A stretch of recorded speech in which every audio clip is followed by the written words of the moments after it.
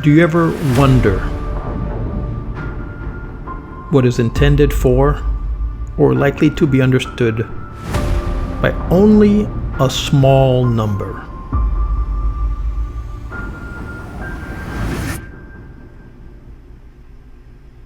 The traditional beliefs, customs, and stories of a community.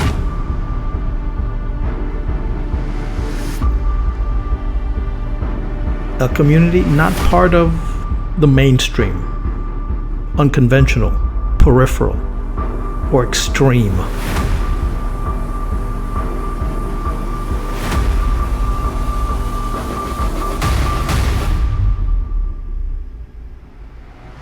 Part of an anthology, a published collection of poems or other pieces of writing.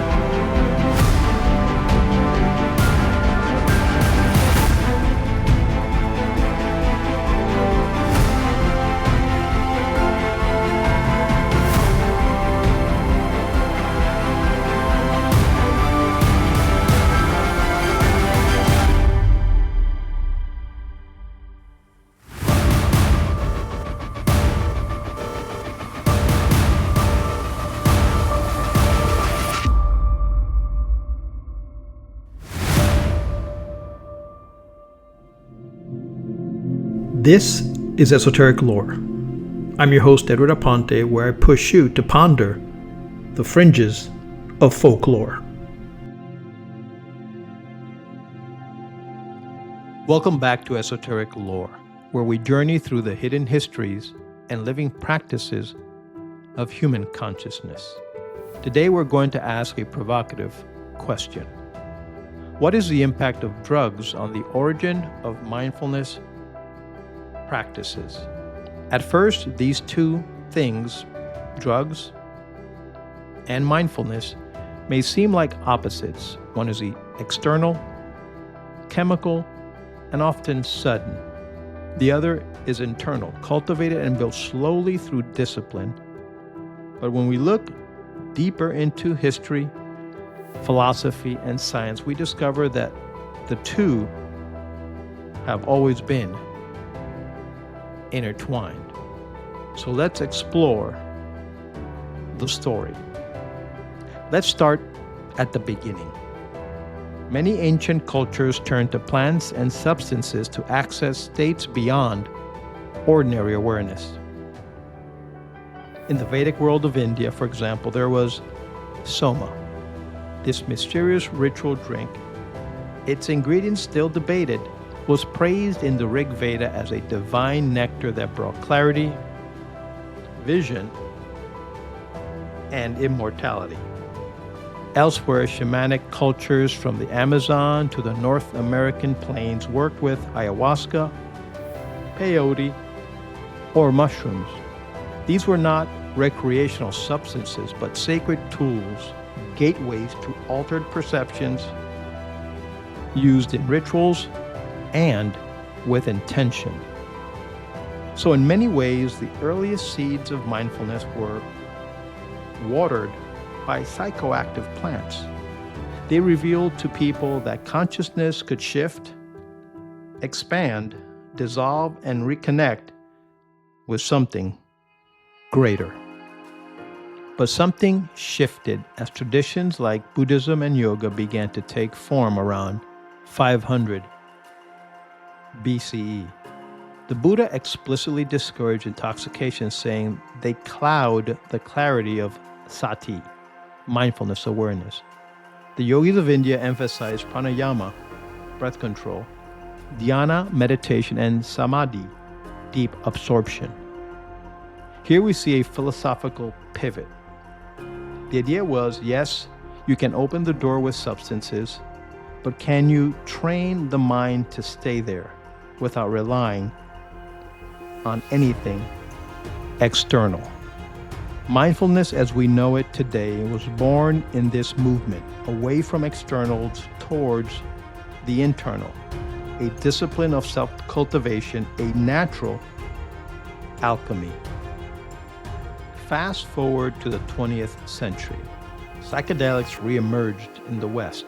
LSD, psilocybin, mescaline. Suddenly, mysticism is back on the table. Writers like Aldous Huxley spoke of the, quote, doors of perception. Timothy Leary told people to, quote, turn on, tune in, drop out. But then came another voice, Alan Watts, who said, drugs might show you the mountain, but you still have to climb. And later, John Kabat-Zinn built the modern mindfulness movement by emphasizing discipline, presence, and integration into everyday life. While contemporaries like Alan Watts and later John Kabat-Zinn emphasized that while drugs could open the door, mindfulness practices offered the tools to stay in the room. Now, neuroscience gives us a new lens. Both psychedelics and mindfulness meditation reduce activity in what's called the default mode network, the part of the brain tied to ego chatter, self-rumination, and endless inner narrator. Both can create a sense of ego dissolution, presence, and compassion. Both can give us a glimpse of unity. The difference? Drugs are episodic, unpredictable, and context dependent. Mindfulness is gradual, trainable, and sustainable. It's like the difference between a lightning flash and a steady sunrise. So what's the impact of drugs on the origins of mindfulness? We could say this: they played the role of the catalyst. They showed ancient peoples that consciousness could shift, expand, and transcend.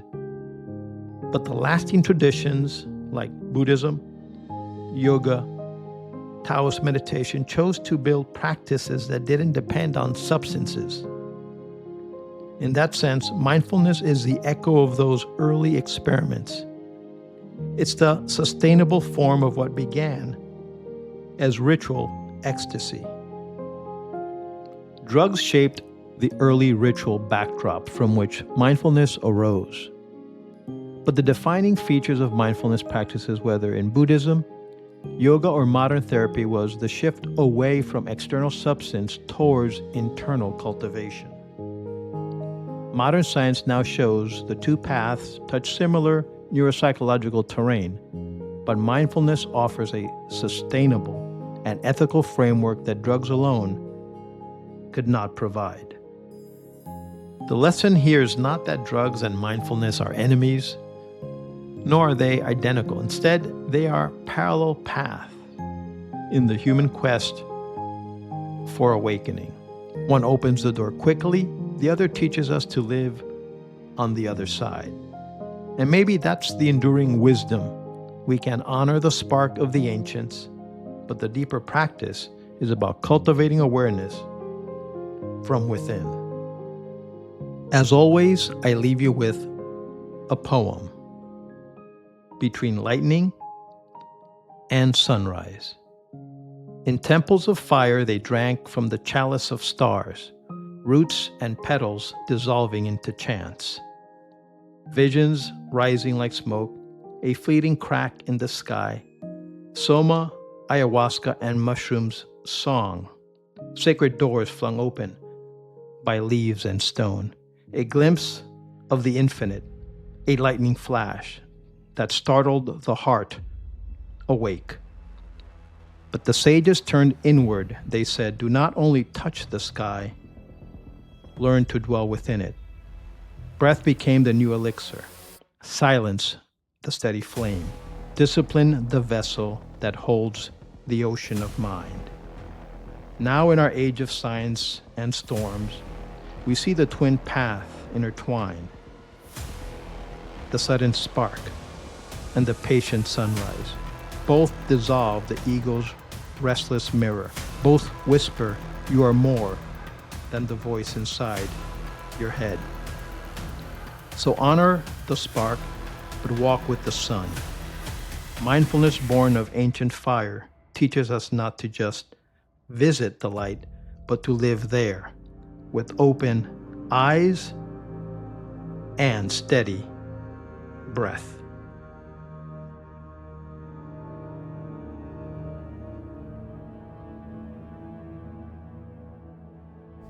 If you like this video, please subscribe, share, and give us a thumbs up.